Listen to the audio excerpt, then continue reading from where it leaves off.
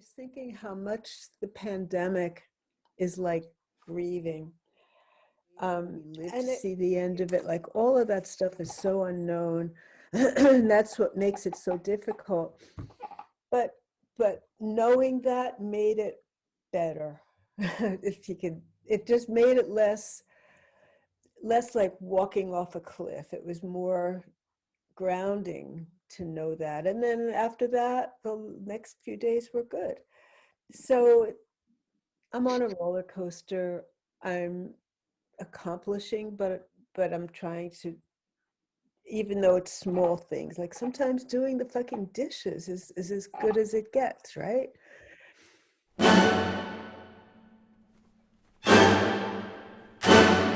Maybe once in a while I'll feel a little good, but I'm realizing it's really difficult. I used to teach. I used to give massages and facials, and that part of me is not around anymore. So who am I? I'm not doing things I love to do. Things that connected me with people, that made my personality come out when I like to make people laugh. I'm realizing I don't have that. I don't have that connection. It's kind of interesting. It's like being a hermit, just closed in all by myself and having to figure out, who am I really if I'm not all these things that I've done? Who am I really inside? I'm here for, it's a good question, to go inward and not connect to outward. Connecting with people is a human response. But maybe with all of what's happening, it's because we need to go within and find out who we really are without distraction. Just the connection to ourselves. That's what I guess it's all about. Well, at least for me, I'm realizing. So keep writing my journal, thinking about these things, and trying to stay positive as much as I can. That's what I have to do. What about you?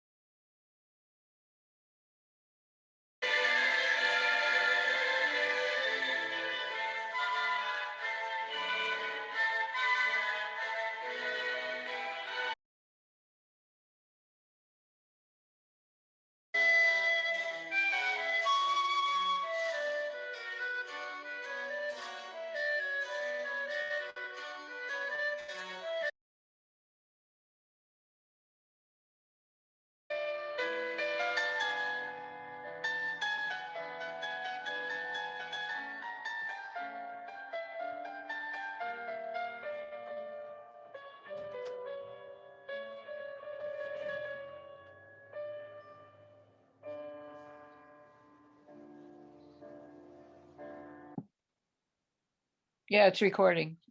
Yep. Okay, I'm okay. All right. And you should mute. I'm gonna mute. I'm gonna mute, and you're gonna mute Donna. But no, Donna, you're not gonna mute because we want to hear you. Let's hear you, Donna. It went so fast. Good. I remember so little.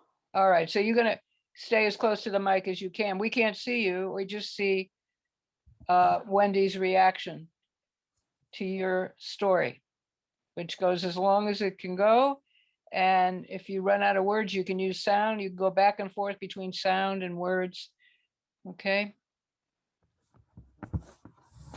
The year went so fast and I remember so little. It went so fast and yet I remember so little. When I think back on the year, I see gray. I see a whole big blob of gray cloud. And then I try to distinguish, okay, well, what was June like? What was July like? What was the summer like? What was the fall like? What was the winter like?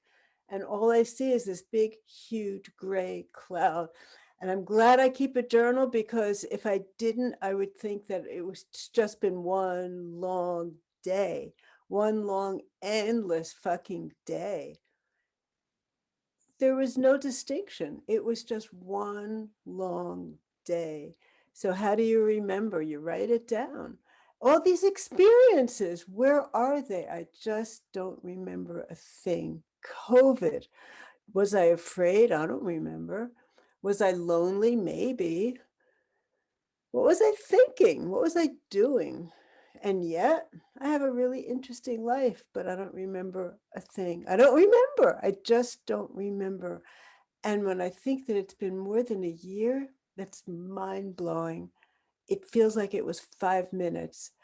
It feels like there was no before, like this has always been the way it was.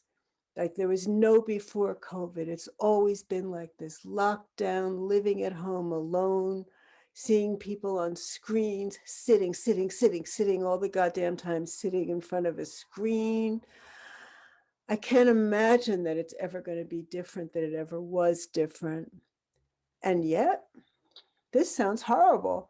And yet, I don't remember that it was horrible. I don't remember a thing. I just remember that there's this big, huge gray cloud. It's back there. It's in back of me. If I turn around, I kind of see it. If I look up, I kind of see it. There's this great, big, huge, dark gray cloud. And that's what the year was, a big gray cloud. Is it distinguishable? Anything inside the cloud? Nope. It was just one big, dark, gray cloud.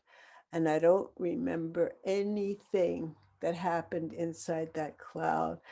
And yet it went pretty fast. I don't remember being unhappy or miserable or lonely or afraid or panicked or anxious or wishing it was different. I don't remember a fucking thing. I just remember this big, dark, gray forever cloud. I just remember this big cloud and it went so fast. It's been more than a year, but it doesn't feel like it. It feels like 5 minutes. It feels like always. It feels like either always or 5 minutes. It went so fast, but it seems permanent too. Like it's always going to be like this. I'll always see people in a screen. It's never, never, never going to change. And it never did change. And it's always been like this. And it's dark gray.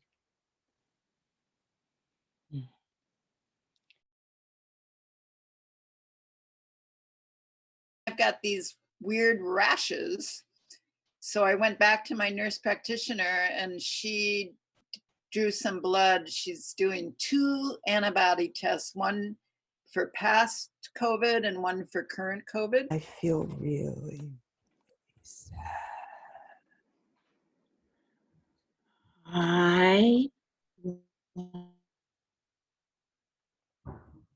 She froze again. I know she's feeling bad about that. Being fucking frustrated with this internet. She's very sad about the internet. But we're all in this together. And I don't feel what I did earlier because I'm focused on Ujjwala. And Ujjwala is still frustrated because you went frozen for a moment there. We were all frustrated with you because you froze for us and we couldn't hear your sentence. But we want to hear your sentence. Tell us a secret, Ujjwala. My secret is that they better fix this freaking internet. I feel lost, so lost and alone. I feel the frustration and I can feel your loneliness, even though we are on Zoom. Yeah, it's a lonely time of year. It's a lonely year. I feel so pissed at the people who had power to stop the pandemic and didn't. The people who played with our lives. She's frozen again, and I know she's gonna be more than frustrated now. That and literally depleting one's emotions. Yeah, she's not pissed. She's depleted. I'd order pizza if I were her. Or chocolate. It's wonderful when you feel depleted to have chocolate. Alcohol doesn't always work. I need to hug my daughter. When I think of hugging my daughter, the need starts in my chest, but then it goes to where the tears are. I feel the tears. I feel them building up. They don't flow. They just build up and build up and build up. I need to hug. I need to hug my daughter. Daughter-in-law turned 30 years old. I knit her a shrug and I sent it to her and called it a hug. All the way to California. I so miss just hugging my granddaughter.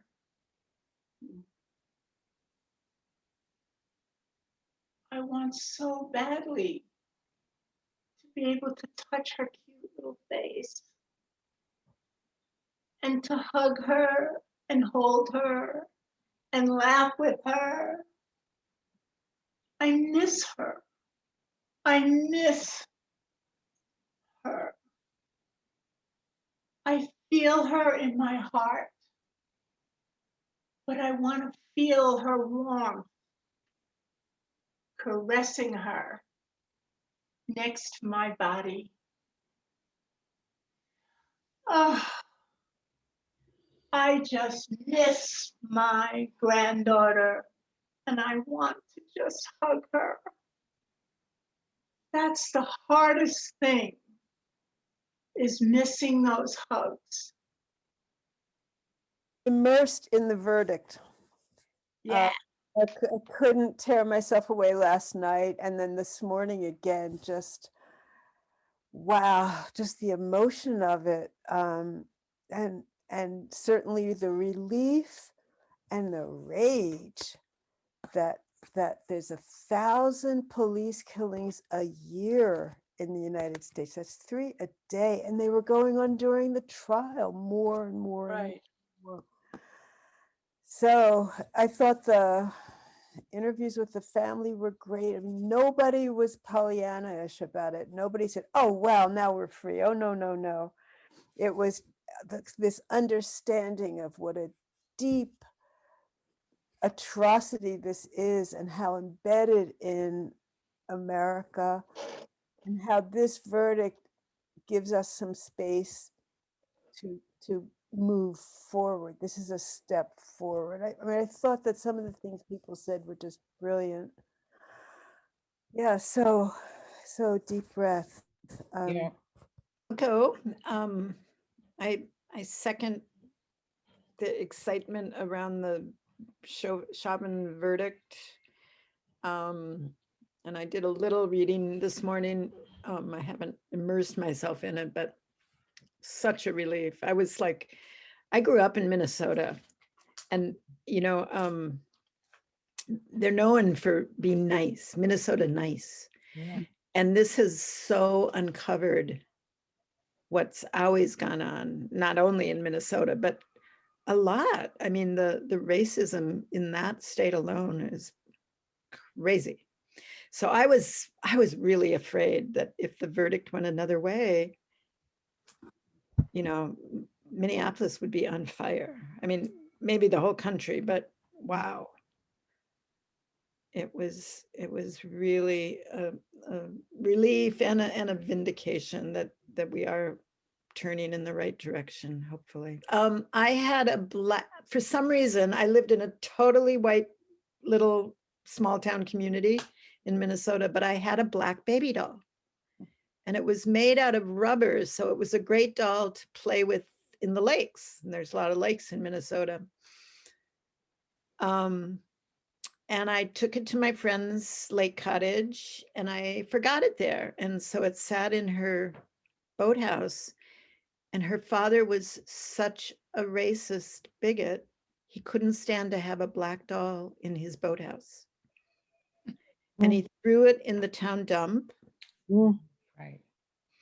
And when I found out, I was heartbroken. And my mother went to the town dump and picked through the garbage. Jesus And it was small enough that she found my doll.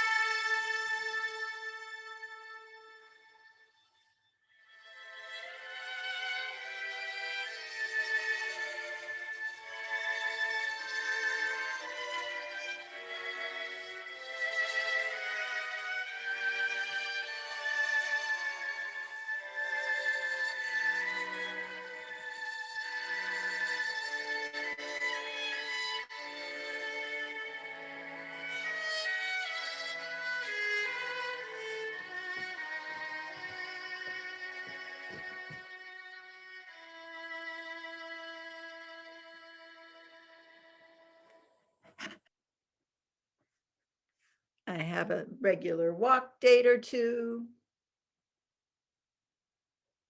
And now I'm taking groove on YouTube. A little groove dancing.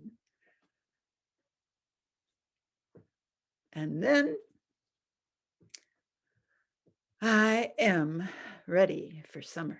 Summer's coming. Summer's coming. I'm going to see my children. Ooh, babe. My babies. My babies. Not so baby anymore, but my baby. And they're going to give their mom a big hug. And I'm going to give them a hug that I might just never let go. Enough. Yeah. Wow. That was a very powerful image. The Yeah. great cloud behind you and above you. And Yeah. Yeah.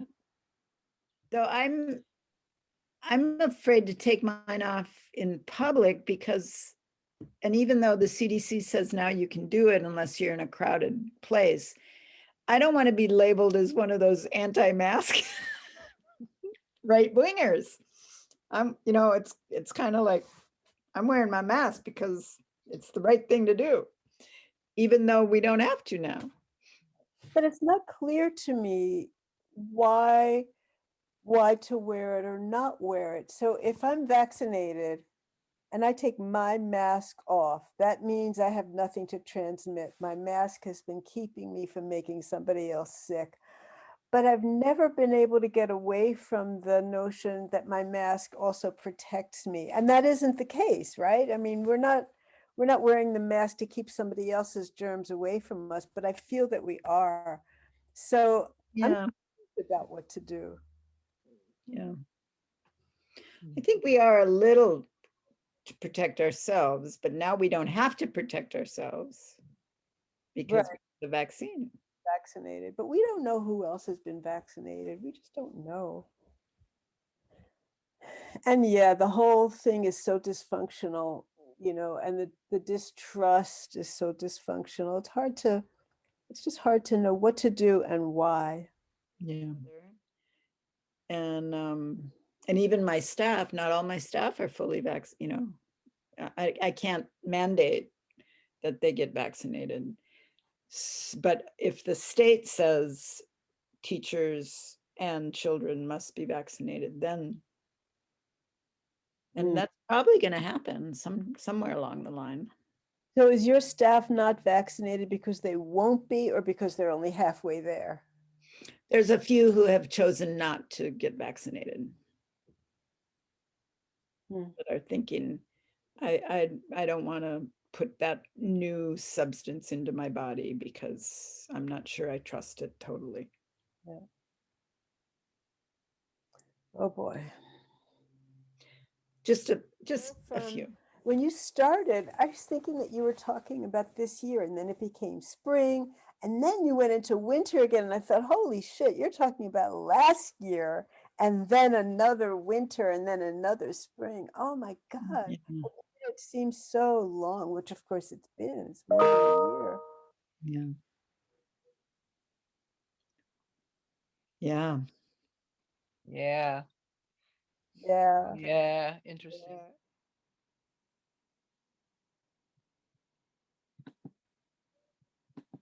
Oh, oh man. Oh, hello. So good.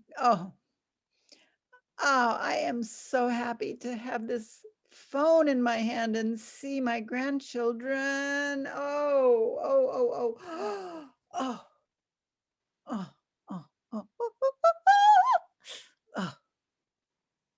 oh, oh.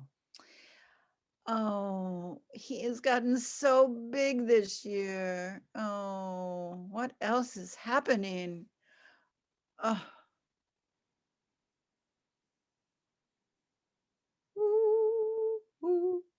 oh, oh my goodness. I can't believe it. Really? Hello? Did you see that? Did you hear about that? Yeah. Did you hear about it? Yeah. And yeah.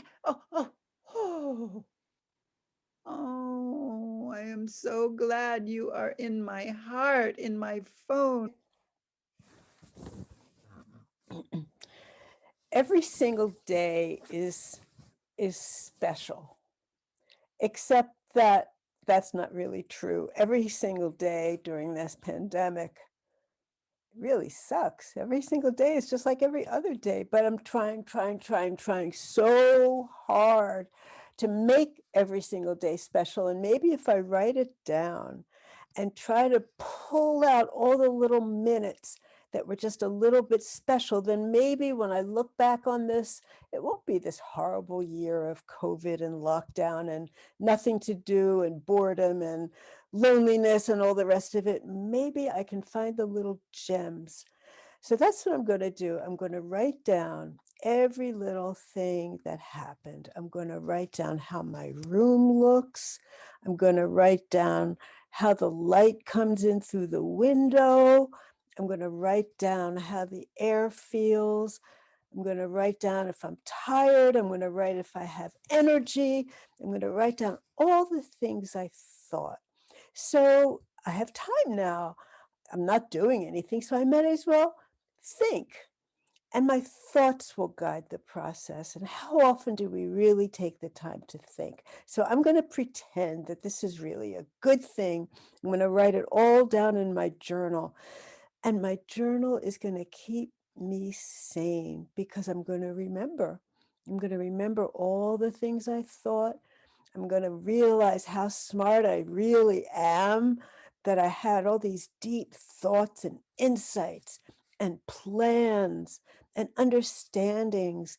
And when this is over, I'll be able to look back at my journal and really understand what I went through. Ah, here I am looking at the calendar. Why?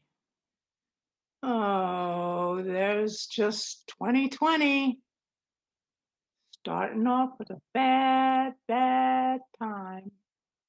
Oh, I'm just going through the days. Totally empty. Nothing to do. So boring. I can't believe each month is like nothing during this pandemic. I've never had it so bad. Oh my God. I am so depressed with this calendar. Why even have one? It's not even worth it. It's disgusting. I can't handle it anymore. It's like I want to throw them away up in the air. I want to burn it, actually, rip it up, do anything I can just to get out of this damn pandemic and find life again. Oh my God, I can't believe this. What's the sense in a calendar? 2020 was a really bad year.